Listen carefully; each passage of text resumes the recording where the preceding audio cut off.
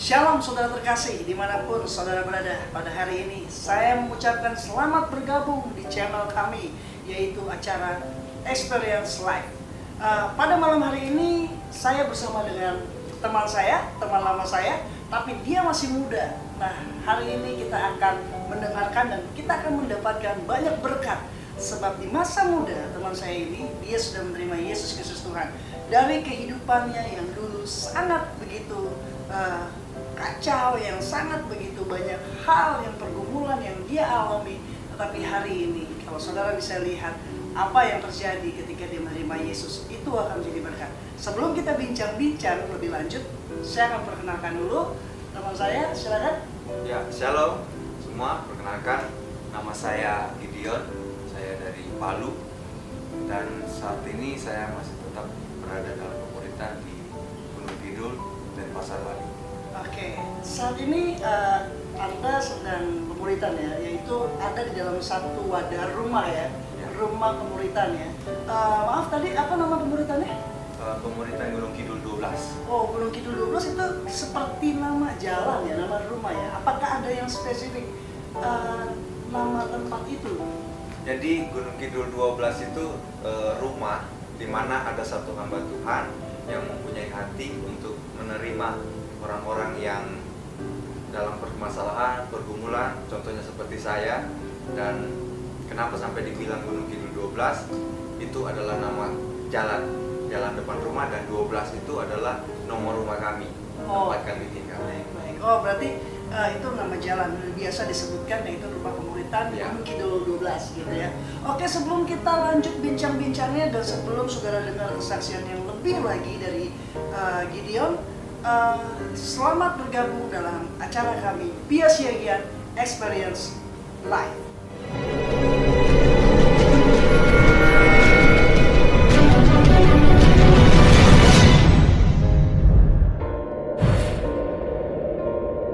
Baik, selamat bergabung kembali di acara Experience Live. Gideon, tadi saya dengar tentang rumah pemuritan. Berarti kamu jauh dong dari Palu ya berarti ya? Iya. Kira-kira tahun berapa kamu datang ke Bali itu ya? Saya datang ke Bali itu 2015, tanggal 13 Januari. 13 Januari 2015. Oh, berarti sudah hampir 5 tahun. 5 tahun ya di Bali ya. Kalau begitu ceritain dong, awal mulanya kenapa sih kamu bisa memutuskan untuk meninggalkan Palu dan datang ke Bali ini? Oke. Jadi awalnya saya memutuskan untuk datang ke Bali ke pemerintah. Sebelumnya itu betul seperti tadi Kapia bilang bahwa hidup saya ini hancur-hancuran sebelumnya. Jadi bagaimana saya berantakan dalam arti tidak karuan, minum minuman keras juga pernah, merokok juga pernah, bahkan bermain perempuan juga pernah. Semua hal-hal yang dosa itu pernah saya buat. Itu waktu dari Bali. Kalau bisa tahu tuh di usia berapa kamu tuh ngelakuin hal itu? Itu dari masih SMP, bahkan SD kelas 6 itu sudah mulai. SD sudah mulai merokok ya? Dari SD. Wow. Lalu bagaimana kok kamu bisa memutuskan untuk tinggal di Bali? Itu kenapa? Apa dasarnya? Jadi saya percaya bahwa semua itu karena Tuhan. Jadi saya dipertemukan dengan satu hamba Tuhan yang mempunyai hati untuk, seperti saya bilang tadi, mengumpulkan anak-anak yang hidupnya berantakan pada masa lalunya, dan di situ saya ambil keputusan untuk ikut dalam pemuritan. Jadi semua sepertinya seakan-akan tidak pernah kepikiran, seperti firman Tuhan bilang dalam Korintus bahwa apa yang tidak pernah dilihat oleh mata, tidak pernah didengar oleh telinga, timbul dalam hati, itu yang Tuhan sediakan bagi kita. Oh, berarti pada saat kamu mengambil keputusan itu, kamu usia berapa? Waktu itu tepat setelah lulus SMA, dan itu lagi di puncak-puncaknya, di masa dimana saya mengalami ingin meninggalkan Tuhan karena kepahitan, khususnya lebih fokus pada kepahitan dalam hati. Nah, itu dia. Sebenarnya apa sih yang membuat kamu kepahitan? Bisa cerita sedikit apa-apa aja sih selain kamu merokok, minum minuman keras, atau jatuh dengan perempuan seperti itu? Kenapa kamu bisa melakukan hal seperti itu? Apakah ada yang menjadi faktor dari semua yang kamu buat itu?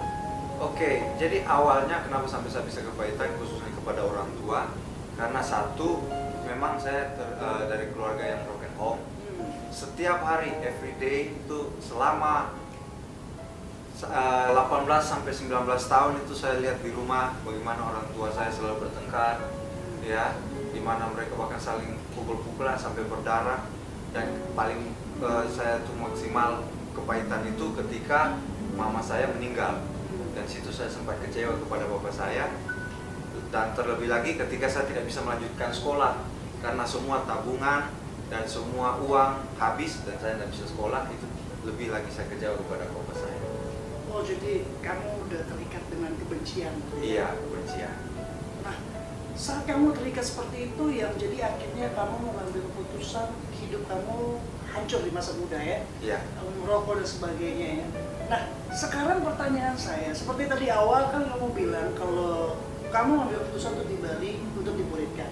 Dengan usia kamu yang masih muda, ya kan, yang mestinya tuh banyak anak-anak muda tuh inginnya ya foya-foya, hura-hura, senang-senang, apalagi kamu nggak dapetin perhatian dari orang tua. Pasti kan kebanyakan anak muda ya masa bodoh ya dengan masa depan. Iya. Tapi kenapa kamu memutuskan kamu untuk tinggal di Bali dan di rumah pemuritan Gunung Kidul 12 itu? Itu seperti apa ya? Pemuritan seperti apa? Oke, sebelumnya saya harus jelaskan bahwa saya ambil keputusan itu karena saya sadar saya tidak mau untuk tinggal berlarut-larut dengan kondisi saya yang seperti itu. Saya mau satu perubahan dalam hidup saya, dan saya itu sudah capek dengan hidup seperti itu, dan saya mau sesuatu yang baru. Dan berbicara tentang pemuritan di Bali itu, tentang apa? Bagaimana kita di rumah diajarkan tentang menghidupi firman. Seperti visi dari rumah pemuritan kami, yaitu dimuridkan untuk memuridkan dan menjadi bapa bagi generasinya. Oke, dimuridkan dan memuridkan dan menjadi bapak bagi generasi. Iya. Berarti kamu harus juga menjadi orang tua bagi orang yang kehilangan kasih. Betul. Dalam keluarga, Iya. seperti itu ya. Dengan pemikiran seperti itu cukup sangat dewasa ya. Iya. Apalagi sekarang usia kamu sudah ya masih dikatakan masih muda ya, Bu. Semua yang menyaksikan channel ini, bagi saya untuk mengambil keputusan seperti itu perlu ada panggilan khusus nggak dari Tuhan, atau ada sesuatu kah yang terjadi tragedi sehingga kamu memutuskan untuk bertobat seperti itu? Ya, jadi menurut saya untuk mengambil satu keputusan seperti itu, yang pertama memang pasti semua karena Tuhan. Tetapi yang tidak bisa kita hilangkan, yaitu tetap ada peran kita di dalamnya. Jadi ketika Tuhan panggil, kita juga harus merespon panggilan tersebut. Ya. Jadi seperti itu. Oh, jadi waktu pada saat terikat-terikat seperti itu ada sesuatu hal nggak yang sulit buat kamu lepas sama dosa-dosa itu? Yang pastinya kita sebagai manusia pasti ada yang sulit untuk kita lepas. Jadi kita, khususnya saya pribadi, ada satu keterikatan di mana saya susah untuk melepasnya. Oh, oke. Berarti nggak mudah itu ya? Tidak Pasti mudah. ada kiat-kiat bagaimana supaya kita bisa dilepaskan dari keterikatan itu, ya kan? Iya. Nah, sebelum apa kamu jawab, apa aja sih yang harus kamu persiapkan supaya kamu bisa mengalami satu kelepasan, mengalami satu pemulihan dan kesembuhan dari Tuhan? Tapi tunggu dulu, setelah ini.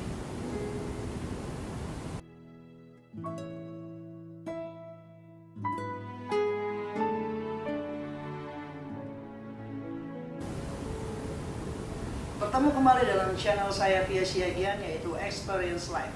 Oke, baik Gideon, tadi saya tanya tentang kiat-kiat apa yang bisa membuat pada akhirnya kamu mengalami pemulihan. Ada persiapan diri nggak untuk kamu bisa ngalamin tuh yang namanya kesembuhan?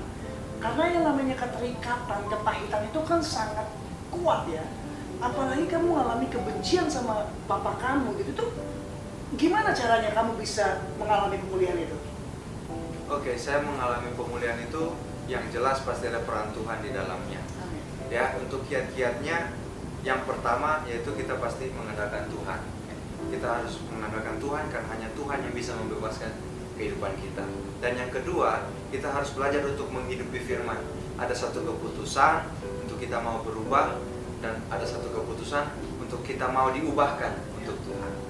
Berarti harus ada keputusan dari dalam diri sendiri juga ya. Benar. Tapi yang penting kamu bisa mengampuni papamu.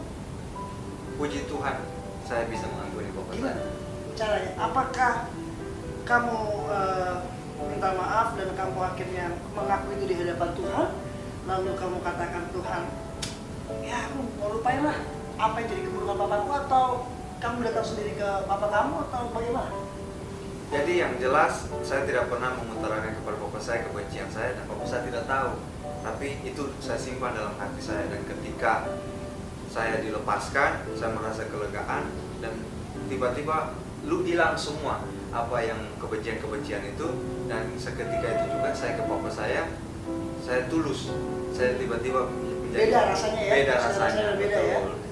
Jadi sudah kamu udah mengalami pemulihan total lah Iya. ya, pasti udah terasa perbedaannya setelah kamu mengaku itu di depan Tuhan. Iya, benar. Saudara, betul, memang Tuhan kita itu adalah Tuhan yang sangat baik.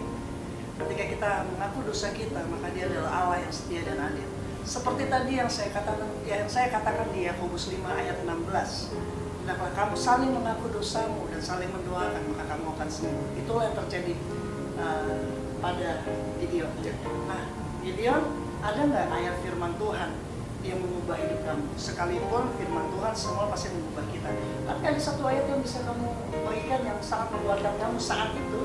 Oke, salah satu ayat firman Tuhan yang menjadi kekuatan dalam hidup saya yaitu yang terambil dalam Yeremia 17 ayat 7, di mana di situ firman Tuhan berkata bahwa diberkatilah orang yang mengandalkan Tuhan, yang menaruh harapannya pada Tuhan. Itu Amin. membuat kekuatan dalam hidup kita. Amin. Yes, firman Tuhan mengubah setiap kita. Pengharapan kita kepada Tuhan jangan pernah kadaluarsa. Ya. So, ketika pengharapan kita pada Tuhan kadaluarsa, maka iman kita akan lebih mudah goyah. Betul. Oleh karena itu, terima kasih Ya, Gideon untuk kesaksiannya luar biasa. Biarlah ini bisa membangun atau Amin, amin. memotivasi setiap anak-anak muda yang mungkin saat ini sudah menyaksikan channel ini pada hari ini. Dan saya percaya Tuhan Yesus sangat mengasihi kita semua. Tetap semangat dan tetap jaga kesehatan. Raih cita-citamu, miliki tujuan Tuhan dalam hidupmu. Baik saudara, terima kasih Gideon Ya. sudah jadi berkat di acara ini. Biarlah anak-anak muda semua yang akan mendengarkan atau siapapun yang mendengarkan channel ini, mereka boleh diberkati oleh Tuhan. Amin. Dan mereka boleh mengalami Tuhan tentunya. Amin. Amin, amin. Oke, sampai ketemu lagi dalam acara channel saya Pia Siagian, yaitu Experience Life, yang mungkin nanti saya akan undang tamu berikutnya, anak muda juga yang mereka juga yang dipulihkan dan kesaksiannya bisa memberkati kita semua. Sampai jumpa, Tuhan Yesus memberkati.